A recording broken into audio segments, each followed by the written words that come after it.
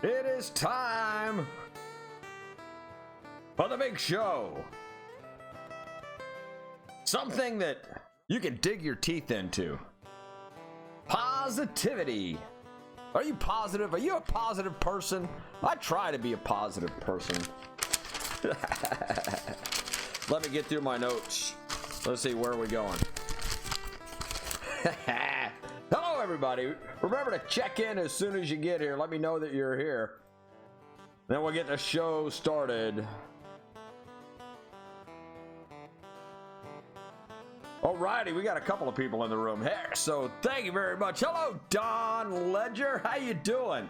Dude, I'm so happy that you got to go to communion. That really is awesome. Hello, Susie. Hello, Sherry. Hello, Logan. Hope everybody's doing okay tonight. Tonight, I'm going to try to keep it on the positive side. It's so easy to be negative. Sometimes it even gets me down. And what got me on this was a post that I responded to earlier tonight, but we'll get into that. So, all right, hey, let's go do this, shall we? All right, we're gonna let the theme music written by Mick and Ollie get through this, and then we're gonna go on with the big show.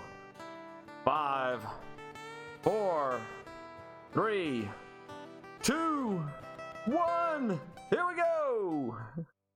Hello, everybody. Hello, everybody. Welcome to the big show. My name is Mickey, and this is Mickey in the Middle, the quintessential show for Middle Americans that basically celebrates Middle American life in the greatest land that the world has ever conceived. And it's not easy to conceive a nation. It's not easy to build something from scratch that had such great ideas about, I don't know, individual freedom, individual rights, individual, stuff that just applies to you and to me and to every human on earth. And this idea has spread far and wide to every corner of the globe. So that's what this show is about tonight. It's about positivity. And I'm going to get into a couple of things that are negative. And I don't want to get into negative things.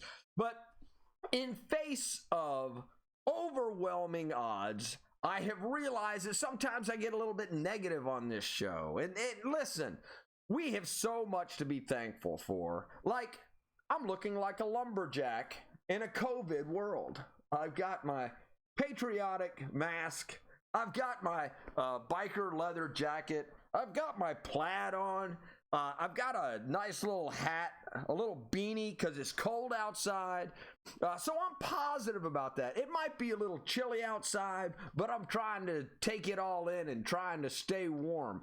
And my life has been blessed. It's as simple as it is. So that when I start complaining, I actually feel bad about complaining. And we all have ups and downs. When I say we all have ups and downs, we all have ups and downs. You know, the last post that I made before I came on air, a friend of mine's dad had died a few months ago, and 2 of his sisters died within the last couple of days. Now, one of them was over 100 years old, and one of them was over 90 years old, but they both passed away in relatively short order from each other. And it's hard because we all face those trials and tribulations. And I realized as I watched the show that I need to remain more positive. I need to be positive about where I am in my life, where the neighborhood is in the neighborhood. I need to be positive and have a hopeful outlook because 2021 is coming and we can kick 2020 to the curb. Earlier today, I watched John Stossel thing, and I posted it online on my regular Facebook page, of which many of you are friends. And thank you for being my friend. I've got about 3,000 people that I follow, and it was really funny because my sister went, not my sister. At one time, somebody that I know who might be my daughter, looked at me and said, "How do you know all 3,000 of those people?" And I was like, "Well, I just kind of know people, and people and I get along, so I'm thankful for all of my friends." And she said, "Well, you can't possibly know about all those people." So I opened up my Facebook page and I was like, "Well, I know this person from the United States Air Force, and this person worked with me when I was at the 29th, and this person was with me in high school, and this person is an old dear friend of mine from back in the day, like in the 1980s. And I try to do a horrible job at keeping in touch with people, yet I still managed to keep in touch with them. So my good friend Ken Ratley, who lives down in Texas, for example, I knew him in the 7th and 8th grade, and we are still in contact. Facebook has allowed me to reconnect with somebody that I knew in the 5th grade.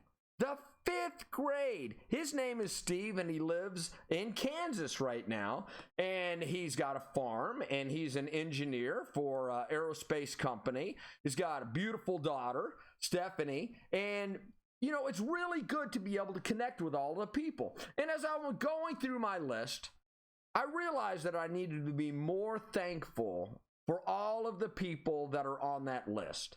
So what I'm asking everybody to do today is be thankful for the things that we have and try to be optimistic in the face of overwhelmingly negative news and overwhelmingly negative aspects of the world and our society, because it's not really all that bad if you can get a hug and a smile, maybe a wink every once in a while from somebody, just to say, "Hey, I know that you're human and we're all in this together," with 7 billion of our closest friends on the planet. So that's where we are. So let's finish with some hellos. Steve Hayes, how you doing?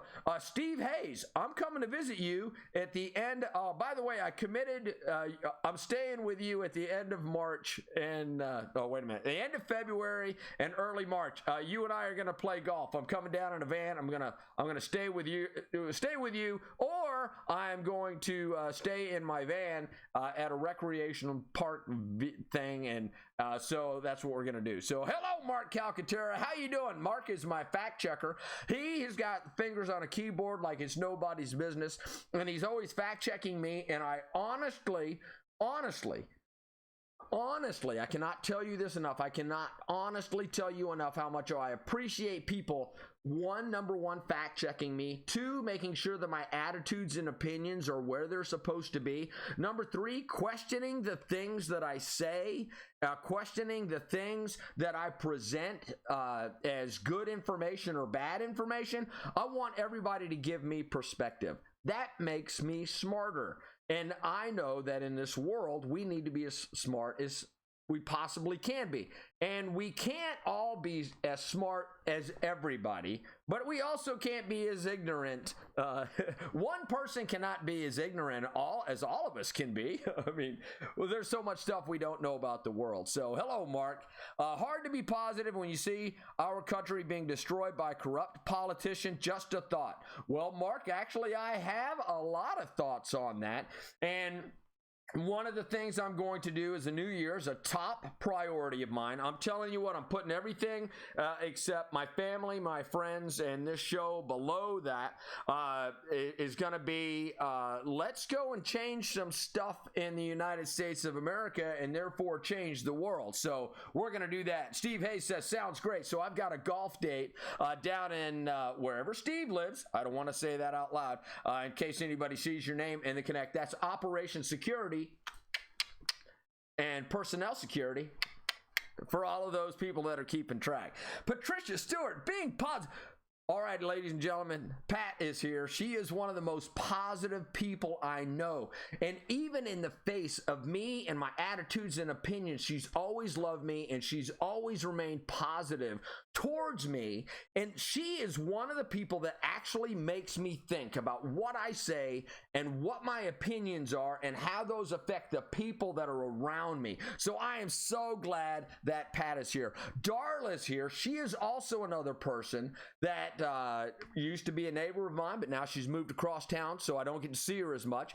But she is a church-going woman, just like Pat, and they both give me unbelievable perspective about love, laughter, life, family, all of those good positive things. So everybody that brings positive vibes into my life, thank you so very, very much. Now, one of the things that I did before the show is I went into my handy dandy little phone, and what I do is I always make notes to myself about the things that I should talk about on the show.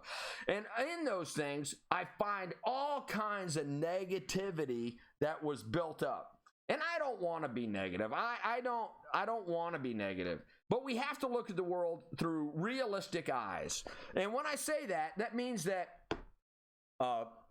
what brought me to this point right now is two things. Number one, I ramble. But number two, a friend of mine down in Florida that Steve happens to know and Steve has flown with actually put a post up by the famous author and thinkologist Thomas Sowell. And I'm not going to put the post up because I'm going to just read it to you because I don't want to embarrass anybody while I'm going through the responses that I'm going to.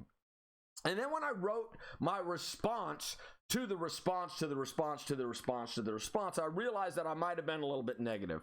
So I'm trying. So please try with me to remain positive. So here's what the post says. And this is one of the things that got me on this track about positivity today. So the original post was a quote by Thomas Sowell, and it said, "It is usually futile to try to talk facts and analysis to people who are enjoying a sense of moral superiority in their ignorance." And I thought that was a great quote. Are you dealing with people that know what they're talking about and have the entire picture? Because a lot of times, what I have found is that people often have a sense of moral superiority over people because they do not have all of the facts.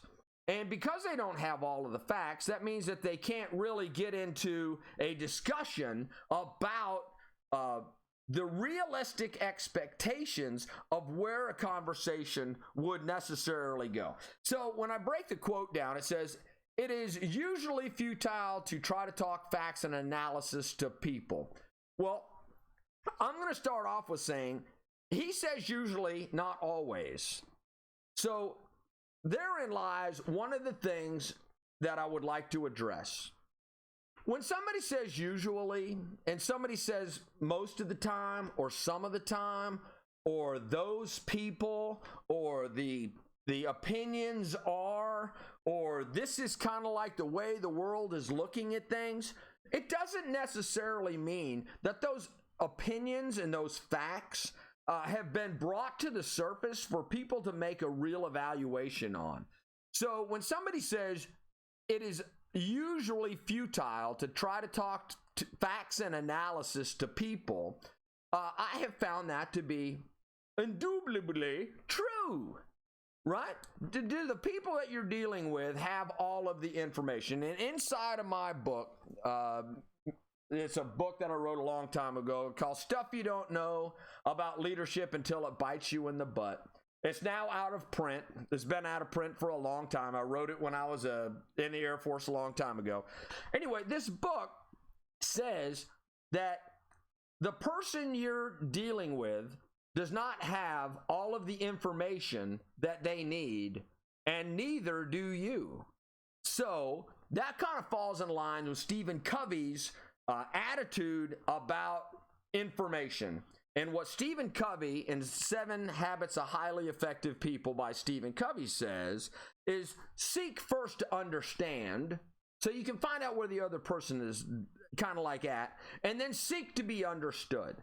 And we have lost the art of communication in our world.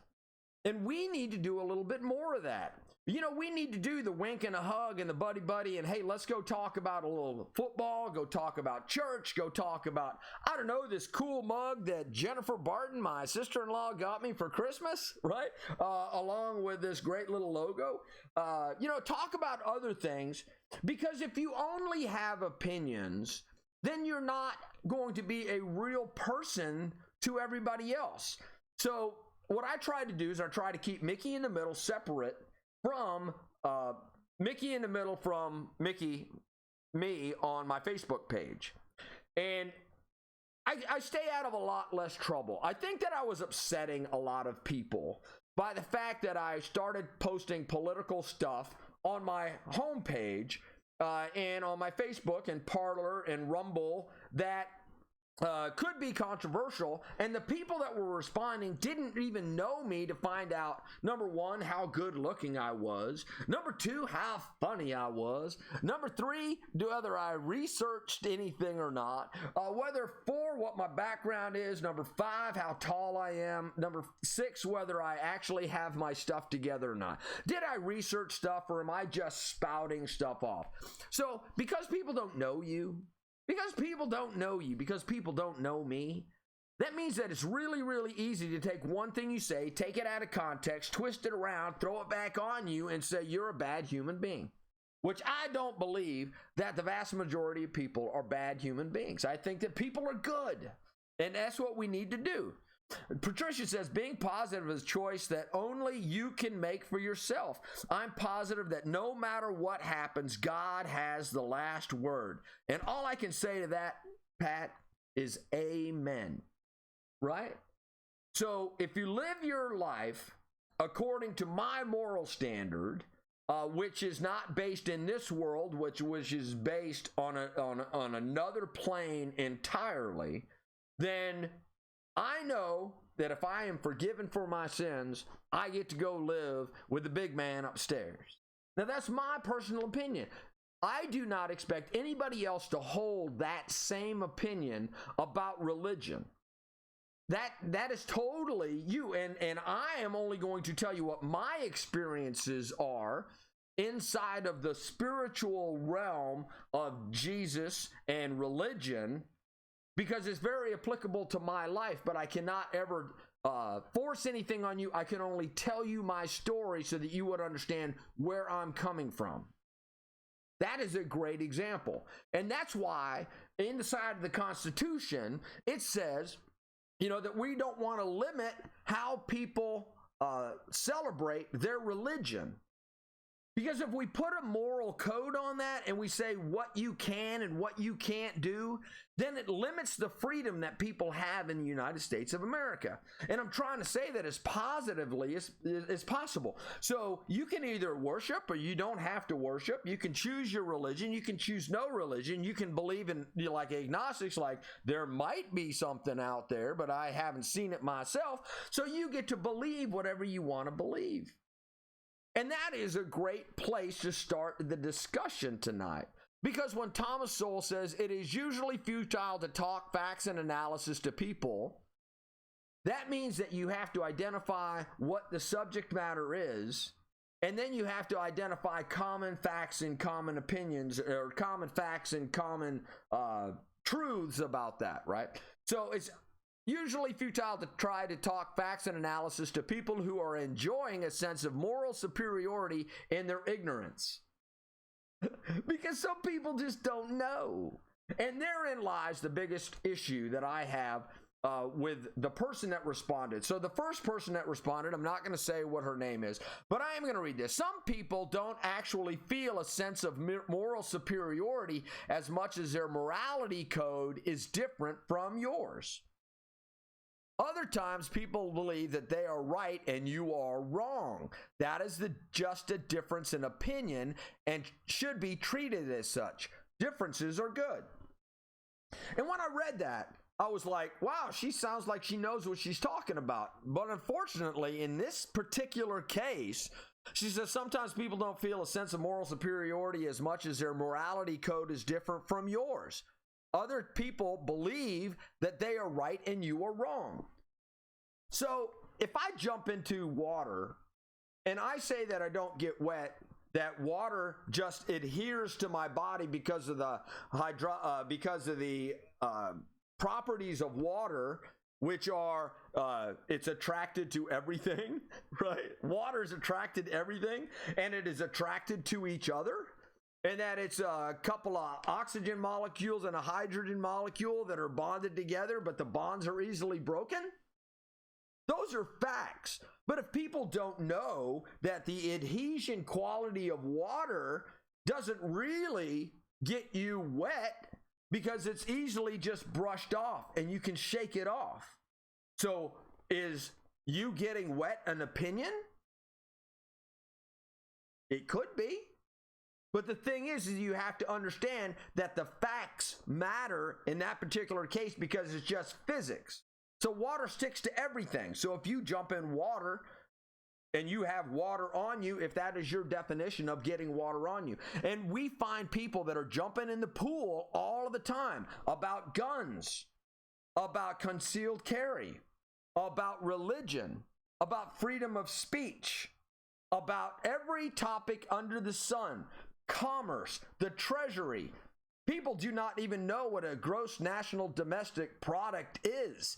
They don't know that our gross national domestic product is $21 trillion and the government only has $3 trillion available to be used to satisfy a debt incurred by them over many years of $28 trillion.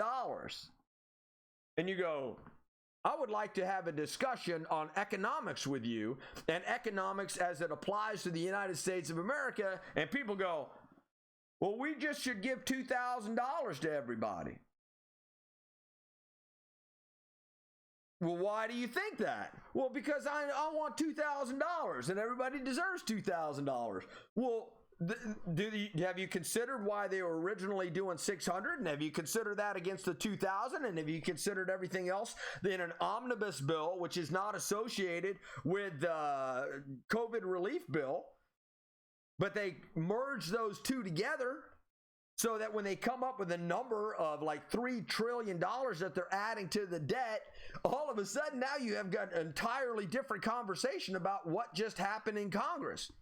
And why you should be mad and why I should be mad and why I'm trying to be positive. Because if you're dealing with whether water gets you wet, does it stick into you, make you wet? But it's easier to talk about the adhesive qualities. But if you're going to talk about the budget of the United States of America and what they're doing in Congress and whether they should approve it or whether they shouldn't, it should be in the full context of what do foreign countries get? What do the American people get? How does it impact our economy? How does this affect healthcare? How does this affect day-to-day living in America? How does this affect the states and state debt? How does it affect the gross domestic product and production of houses and our trade deals and our tariff structure? How does it relate to people that are in the north of us, south of us, on the other side of the world? Global production of oil? How does it affect gender studies throughout the world? Unless you talk about the specific facts, which nobody bothered to look up. But the bill was 5,592 pages long, which is crazy. So Congress's laws keep getting longer and longer and longer and longer, and they're 5,592 pages long, and they gave everybody 2 hours to read it before the House of Representatives voted on it. I don't know about you, but I can't read 5,592 pages in 2 hours to figure out what's in the bill before Nancy Pelosi in the House of Representatives said, let's vote on this. And let's give everybody in America $600. Then President Trump said, hey, look here, man, if you're going to give that much money to other people, you should give $2,000 to all of the American people, $4,000 per couple. Because his theory is if we give it to the American people, they're going to sink it back into the economy. They're going to save all of the small businesses. They're going to save the large corporations. More people can return to work, which is going to jumpstart the economy going into 2021. See, if I give money to foreign states, and if I do that in infrastructure projects, then I can't take that money, give it to the American people, and recirculate it 7 times in our economy, which is the standard amount of times that money is recirculated in our economy before it falls out for the next spending bill. How about that? Mickey knows something about economics. And I'm not even the smartest guy in the block about that. So Mark Calcaterra says, calling it the COVID relief bill was just another way to fool Americans. Okay, so actually, Mark, so it had 2 names, right? So it had 2 names. It was a COVID relief bill that was attached to an omnibus bill that was approved for international other things, right? So Congress has to do a budget every single year. This was part of the budget that they did, and that's why it was 5,592 pages long, but they did attach the 2 of them, and they had 1 vote rather than having 2 votes. But this still doesn't change the fact that the amount of money that ever was going to every single household was a pittance compared to what it could be in order to jumpstart the economy. I went through the numbers the other day. It's like 2 weeks worth of work for somebody at minimum wage, which is like $725 right now. 725 times 80 hours is basically $600. So here, or excuse me, that's half of a rent. Half of the rent, not even half the rent in the United States of America, average rent. So Don Ledger says not stimulating anything. All right, so you're right. So the amount of stimulus that you get from the $600 is going to be a pittance in comparison of what it could be, because the average thought is that when people get the money, they're going to spend the money. That takes the money for the people, gets them something, but also gives the money to small business owners and big business owners so that they can pay their employees, so that cycle continue with that employee, because that employee has to work for that and the business has to stay open for that. So the total amount of money going into our economy is about 1/3 of the total amount that they collect in taxes every single year. So they're just giving everybody 1/3 back, but they're distributing it over everybody rather than applying it to what your particular tax burden was over last year or the year before or the year before. What is in the bill for small businesses? I don't know. I got to tell you right now, Mark, I just don't know I don't know what's in for small businesses. So I started reading it, and I went to sleep. And to tell you the truth, I couldn't even get past 10 pages, and that was all gobbledygook congressional BS. But all of the other stuff was, way back in the 6,000 pages. So anyway, I'm going to go back to this response. Some people don't actually feel a sense of moral superiority as much as their morality code is different from yours. Other times people believe they're right and you are wrong. That's just a difference of opinions to be treated as such. Differences are good. So here is what I wrote in response to that, right? I said, well, until Evelyn said something, I thought that the comment by Soul was pretty cut and dry. The level of ignorance in the world today is absolutely astounding. That ignorance, backed up by a mob, leads people to have a sense of moral superiority and entitlement. People are lazy and don't put in the work to find out the facts. They would rather trust a meme or a t-shirt. As a result, it is usually futile to try and talk facts and analysis to people who are enjoying a sense of moral superiority in their ignorance. I just quoted back Thomas Sowell to the person that did the Thomas Sowell takedown. See what I did there? See what I did there? Right? So, and then I said, by the way, and this is me backing up the fact that I'm talking about ignorance to somebody who might not possibly get it. By the way, 33% of your fellow citizens cannot name any of the branches of government. Did you know that? 33%. A full third of our population cannot name any branches of the government. 67% cannot name all three branches of the government. By the way, those are the executive, which is run by the President of the United States, the legislature, which consists of the House of Representatives and the Senate, and then the judicial branch, which goes all the way from the Supreme Court and filters down to all of the federal jurisdictions. Then inside of each of the 50 states, they all have a Supreme Court, and then they all have judges that are lower level that would make appeals up to the Supreme Court in each one of the states. How about that? How about that for a civics lesson from Mickey?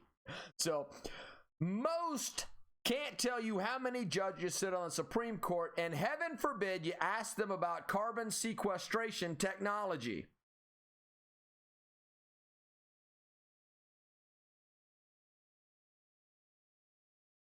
Anybody out there know about carbon sequestration technology? I happen to know that even with burning twice as much coal as we burnt in the 1980s, we reduced carbon emissions in the United States by 90% through the use of carbon sequestration technology. Yep, their morality code is different and dangerous, but, and this was a jab, I shouldn't have thrown this in there because it was just a mean little jab. That is just my opinion. So, yeah, I think that we need to have facts and opinion based on what the conversation is that we're having.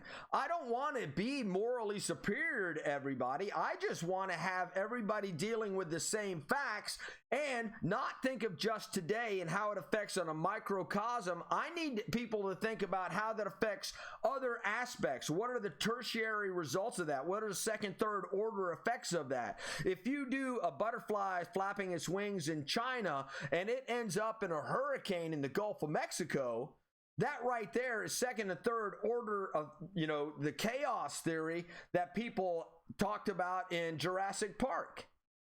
So these things cannot be isolated. The reason I'm having this conversation is because I saw this and I thought that people really are trying to be morally superior, and I'm not trying to be morally superior. I'm just trying to get the facts on the table and try to remain as positive as possible and say to everybody, if we talk about stuff and we talk about things that are more than the issues, then we can make good decisions for ourselves, for our neighborhoods, for our states, for the country, and that will translate into the world. But the first thing we have to do is we have to decide to stay positive, to all get along, to all do the things that are necessary to ensure good communication between people that believe in different things or people that are coming from a different point of view. Because if we cannot talk to each other and we cannot establish the basic facts and what we're looking at, then we're never going to solve the world problems. So this has been about positivity. And I know I was a little bit negative on there. I didn't want to be negative. I promise you I didn't. I mean, I'm looking like a lumberjack and a biker. So I'm just saying, try to remain positive, everybody.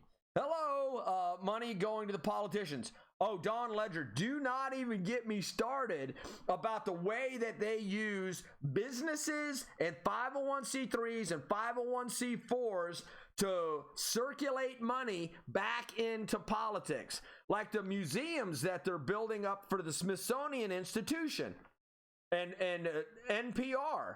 So the politicians give to NPR, NPR donates to political campaigns.